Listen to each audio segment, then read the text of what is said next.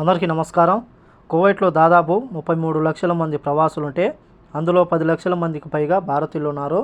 అందులోనూ 2 తెలుగు రాష్ట్రాల నుంచి మనం చూసుకుంటే రాయలసీమ జిల్లా నుంచి 2 తెలుగు రాష్ట్రాల నుంచి 2 లక్షల నుంచి 2,50,000 మంది తెలుగువారు కువైట్లోని వివిధ రంగాలలో ఇళ్లలో పనిచేస్తూ ఉన్నారు. కానీ బతుకు తెరువు నిమిత్తం పొట్ట చేత పట్టుకుని బతుకు జీవుడా అంటూ ఎడారి దేశమైన కువైట్కు వస్తూ ఉన్నారు.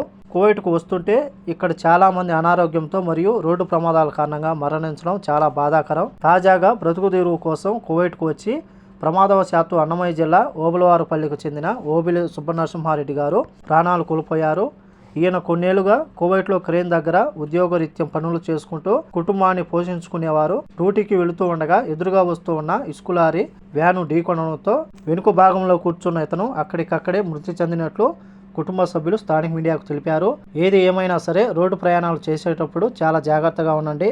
ఎందుకంటే ఏ ఒక్క చిన్న పొరపాటు జరిగినా సరే ప్రాణాలు కోల్పోయే అవకాశం ఉంది. ఇసుక లారీ ఢీకొనడంతో ఇలా నరసింహారెడ్డి గారు మరణించడం చాలా బాధాకరం.